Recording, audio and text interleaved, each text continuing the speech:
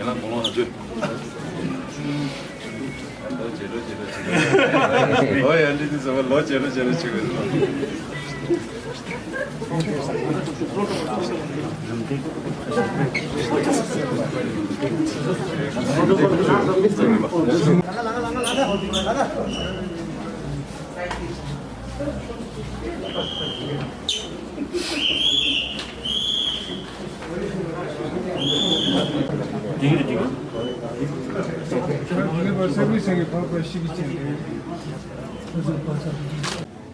Well, the focus is to understand, to meet my people, the Tibetan people, in Kalimpong, Darjeeling, Rawangla and Sikkim, and try to understand their situation and see how we can plan our projects ahead.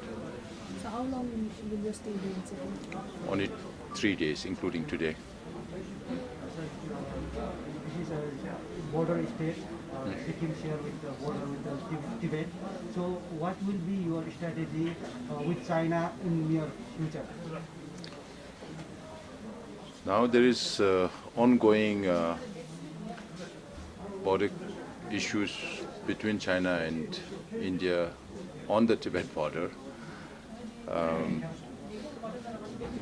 I think China's belligerence towards India is unwarranted, it's unnecessary. It's very difficult to fathom why they are doing this.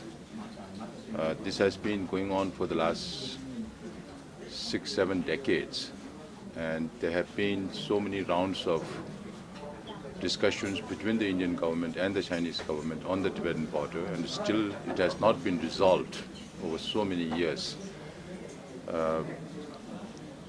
At this point of time, when China is having or creating problems with all its neighboring countries, including India and South China Sea and in Taiwan, with its neighboring countries, and also within China, the policies and programs that the Chinese government adopts towards the Uyghur people, towards the Tibetan people, towards the Mongolian, the people in Hong Kong, and the aggressive mood on Taiwan. It's completely, I fail to understand why China is doing all this. And I hope better sense will prevail over the Chinese leadership that these are unnecessary. It does not help creating harmonious relation within the country or with its neighboring countries. So I think the Chinese government will have to revisit their policies, see how better relations can be developed with its neighboring countries, because it does not help anybody and everybody. So it's also a lot of wastage of resources that can be used for education, for the betterment of people, are being spent on defense unnecessarily. Therefore, I would plead to the Chinese leadership that this should not continue, and they should work with the international community to be a responsible global leader. Today they have military power, they have economic power, but they don't have moral power. So it's up to the Chinese leadership to build moral power if they want to be a global leader. Without moral power, no one can be a global leader, because there is always a trust deficit. So I hope that things, better sense will prevail over the Chinese leadership and things will improve. And are you happy with the strategy of Indian government towards China regarding this border issue and all Tibetan issues? China has never treated India as an equal, and there is also there is always a hypocritical position that the Chinese government takes when it comes to their relationship with the United States. They always say that we are not being treated equal. But when it comes to China's relationship with its neighboring countries, then they don't treat India also as equal. So it's very important that India stands up to its position not kowtow to the Chinese leadership, because China does not respect weak powers. China respects strong powers. So India, as of now, is taking a very strong position, and that is the way how it should be. Indo-China border trade is going on Sikkim. So Indo-China border? Indo-Tibet border trade through Nathula going on. It should be resumed or not? If there has to be peace, if there has to be a cooperation, if there has to be understanding between nations, then there has to be free flow of people, there has to be free flow of trade. And as far as I understand, I was here in 2007 when Nathula border was opened, and just 1 week after that I was at Nathula border. But what was expected by opening the border for trade, I think did not yield the result as much as Indian government or maybe both sides wanted. Because if there has to be better relation, it cannot be just one-sided. It has to be both sides. There has to be cooperation from both sides to improve the situation and trade. So what will be your agenda as far as Sikkim's Tibetan is concerned, and their issues, and even the Free Tibet campaign is still there, so what will be your strategy?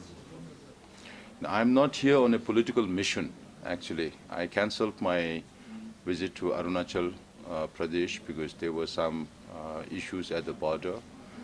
And 20th October also marks the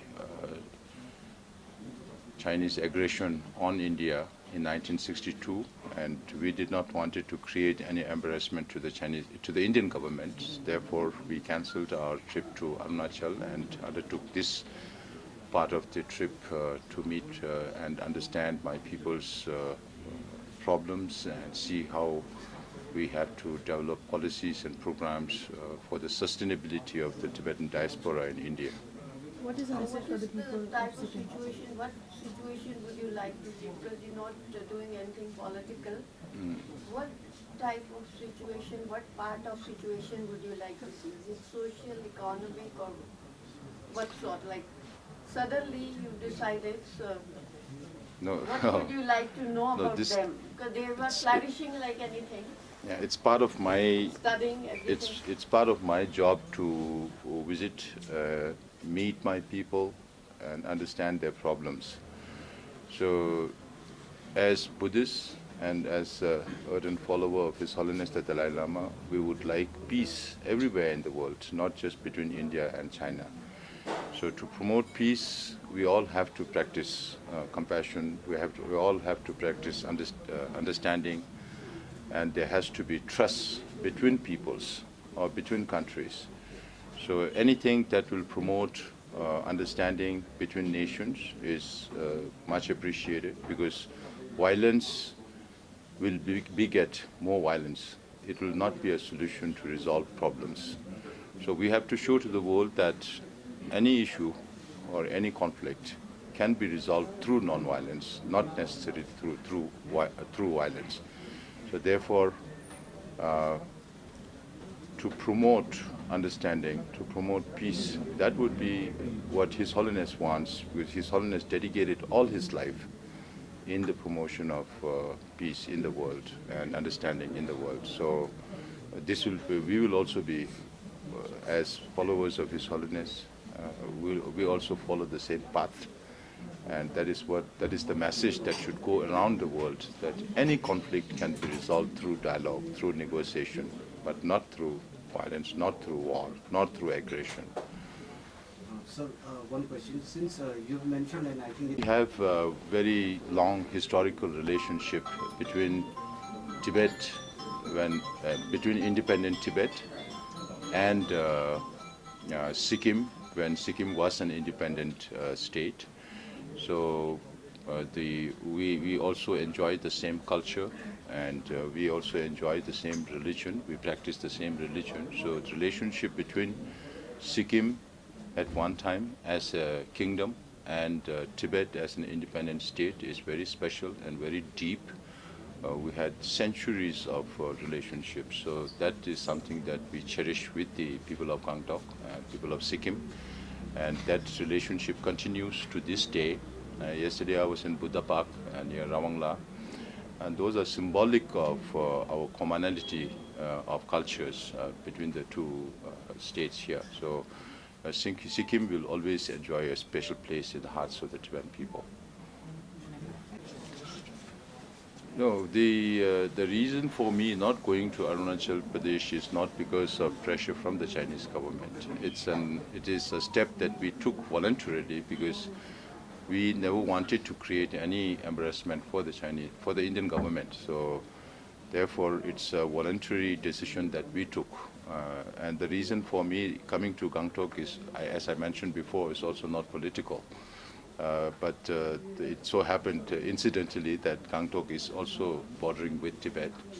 So maybe you take it in a different sense, but here I'm on a mission to meet my people and understand my people's situation. So, but these are two back-to-back days where yesterday Tenzing Chundu also made a presence and addressed the media. Today you're also addressing. Do you think this is a, I think an organized visit that you're trying to make without making it political? I have nothing to do with Tenzing Chundu. He is a Tibetan individual who works for the cause of Tibet, and he has freedom to go wherever he wants. But as myself, as somebody who represents the Tibetan people, the Tibetan administration, it's my bounden duty to look after the welfare of my people. It's not a political strategy for Tenzing Chundu to come here. It is not coordinated in any way, and I have nothing to do with him. I have no communication with him whatsoever. But yet, sir, any activity from a Tibetan leader or an activist, largely in parts of India, is taken otherwise by China. How do you respond when probably the scenario might change here in Sikkim also with regards to their stand? China lives in an illusionary world where they don't trust anybody. So there is always a lot of distrust. So even within China also, China is the only country who spends more money on internal security than external security. So you know that from that perspective itself, you can understand that there is a lot of trust deficit between the people who rule and the people who are being ruled. So that trust deficit has to be bridged by the Chinese government. If they, as they say, they're looking for a harmonious society, harmonious relation with its neighbors, how can you have harmonious relations with neighbors when you are always provoking other nations to go against you? So that is definitely not the right step. So it has to come from the Chinese leadership. That is why I keep saying I hope that better sense prevails over the Chinese leadership, that this does not help anybody in any way.